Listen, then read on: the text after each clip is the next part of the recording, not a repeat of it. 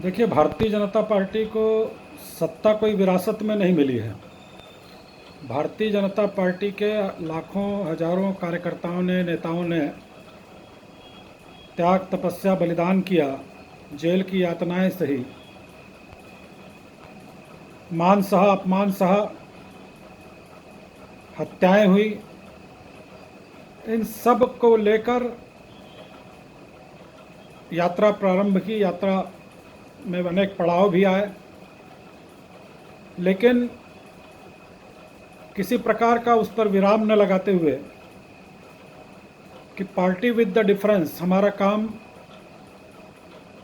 केवल सत्ता हासिल कर लेना नहीं है, अपितु समाज जीवन में व्यापक परिवर्तन और एक जो लक्ष्य लेकर हम चले हैं कि राजनीति कैसी होनी चाहिए, राजनेता कैसे होने चाहिए, कार्यकर्ता कैसे होने चाहिए। इसलिए हमने कहा पार्टी विद द डिफरेंस, कार्यकर्ता विद द डिफरेंस। हम सबसे अलग हैं, हम सबसे अलग पार्टी है। ये लक्ष्य लेकर हम चले और धीरे धीरे शून्य से शिखर तक यदि हम आज पहुँचे हैं, तो उसमें कुशाभाऊ ठाकरे जी जैसे हमारे संगठन मंत्री, मोरेश्वर राव गद्रे जी जैसे हमारे संगठन मंत्री, हमारे गोविंद सारंग जी जैसे हमारे संगठन मंत्री, ऐसे श्रृंखला है जिनकी त्याग, तपस्या, बलिदान, अटल जी का सारा जीवन, अडवाणी जी का सारा जीवन इस पार्टी के लिए, उन्होंने अपने जीवन से एक प्रकार से प्रेरणा दी है, हर काम से प्रेरणा दी है। वो प्रेरणा हमको स्वीकार करनी चाहिए। उस प्रेरणा को हमको लेकर राजनीति के क्षेत्र में भारतीय जनता पार्टी के प्रत्येक कार्यकर्ता को काम करना चाहिए। तभी हम उनके उन आदर्शों पर चलकर, जो वास्तव में डॉक्टर श्यामा प्रसाद मुखर्जी ने, पंडित दीनदयाल उपाध्याय जी ने और जो अनेक नेताओं ने इस पार्टी की स्थापना की, उसके पीछे का उद्देश्य यही था कि हम जिस लक्ष्य को लेकर चल रहे हैं, आज हम देखते हैं कि प्रधानमंत्री जी उन्हीं बातों को पूरा कर रहे हैं। वही सब जो जनसंघ से भारतीय जनता पार्टी की यात्रा तक जो अपनत्व था, एक परिवार का वातावरण था, उसकी अभिव्यक्ति भी माननीय प्रधानमंत्री जी करते हैं। इतनी व्यस्तता के बावजूद उन्होंने इस संक्रमण काल में और भारतीय जनसंघ से काम करने वाले पुराने कार्यकर्ताओं को भी याद रखा, उनके स्वास्थ्य की भी पूछताछ की। ये एक उदाहरण उन्होंने प्रस्तुत किया है हमारे वर्तमान कार्यकर्ताओं के लिए कि हम, ये हमारी ओरिजिनल कार्य पद्धति है, यह हमारी पहचान है, यही हमारा एक प्रकार से इस स्तर पर आने का एक माध्यम है। निश्चित ही 15 वर्षों में हमने जो सत्ता यहाँ पर संभाली, उसमें बहुत से दुर्गुण, मुझको स्वीकार करने में कोई अतिशयोक्ति नहीं है किसी प्रकार से, कि बहुत से दुर्गुण हमारे में आए हैं। जनता हमसे जो चाहती है, जनता हम पर देखती है कि हम क्या थे, क्या हो गए, ये जनता बारीकी से हम पर नज़र रखती है। और जब वो हम पर नज़र रखती है तो निश्चित रूप से उसके दुष्परिणाम भी हमारे पार्टी को भुगतने पड़ते हैं, व्यक्ति को तो नहीं भुगतने पड़ते, एक सिद्धांतों को भुगतने पड़ते हैं, एक विचारधारा, वैचारिक आंदोलन को ठेस पहुंचती है।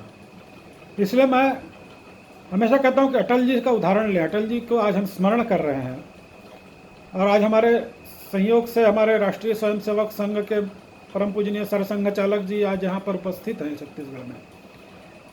हम संघ के स्वयंसेवकों को देखें, संघ के प्रचारकों को देखें, संघ की कार्यपद्धति को देखें कि किस प्रकार से मैं नहीं तू, प्रचार से दूर, केवल काम करना देश के लिए, ये एक भाव, और हम उसके अनुसांगिक संगठन के एक अंग हैं। इसलिए मुझको लगता है कि इस बात का चिंतन मनन हमको इस छत्तीसगढ़ में करना चाहिए कि आखिर आज हमारी स्थिति क्यों हुई। आज हम 15 वर्षों की सत्ता के बाद इस स्थिति पर क्यों आए हैं?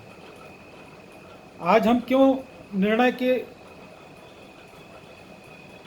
और में देरी कर रहे हैं? सब प्रकार से हमारा जो धारदार कृतित्व था, उसमें कहीं ना कहीं रोक लगी है, विराम लगा है।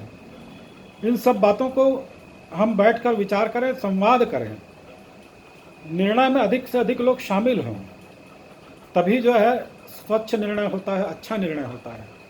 और जो कार्यकर्ता काम कर रहे हैं, उन कार्यकर्ताओं को तवज्जो मिले। यह जो जनसंघ की पहचान थी कि काम करने वाला कार्यकर्ता कभी पद के लिए दौड़ता नहीं था, किसी को बोलता नहीं था। संगठन मंत्री उस पर वाच करते थे कि कौन कार्यकर्ता पार्टी के लिए निष्ठा से काम कर रहा है, परिश्रम कर रहा है, परिश्रम की पराकाष्ठा कर रहा है।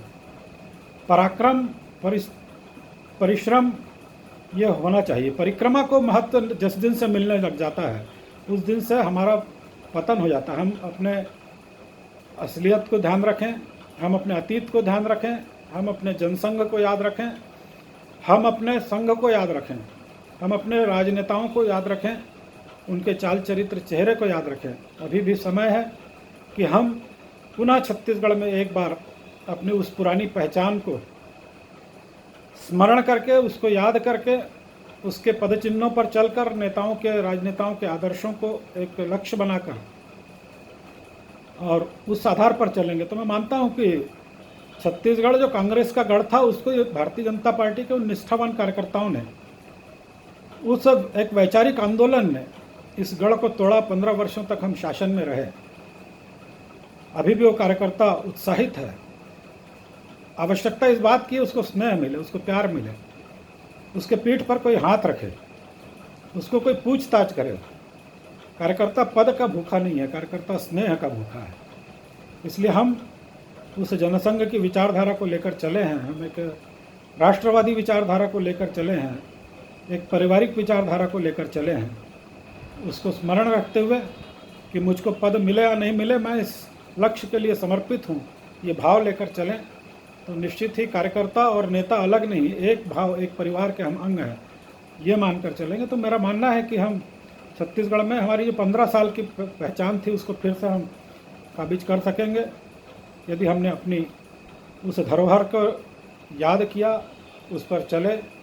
उन नेताओं के स्वप्न को साकार करने के लिए अटल जी हो, आडवाणी जी हो, मुरली मनोहर जोशी जी हो, ऐसी लंबी श्रृंखला है, उन सबको याद करके और यदि हमने नए सिरे से काम प्रारंभ किया तो कोई कारण नहीं कि हम इस छत्तीसगढ़ में, जनता तैयार बैठी है भारतीय जनता पार्टी को सत्ता में देखने के लिए। माननीय मोदी जी का जो व्यक्तित्व है, माननीय मोदी जी का जो काम है, उस काम को आज पूरा देश सराह रहा है, विश्व सराह रहा है। ऐसे समय में हम आज अपने आप को उस काम से, उस आंदोलन से जब विमुख पा रहे हैं तो पीड़ा तो स्वाभाविक रूप से हर कार्यकर्ता की होती है कि हम भी उस धारा में जो देश में चल रही है वो भी छत्तीसगढ़ में भी चले। ये हमारा एक लक्ष्य होना चाहिए और मुझको लगता है कि हम सब मिलकर निकट भविष्य में इस लक्ष्य को प्राप्त करेंगे और छत्तीसगढ़ में फिर से भारतीय जनता पार्टी की सरकार धारदार विपक्ष की भूमिका निभा के हम प्राप्त करेंगे।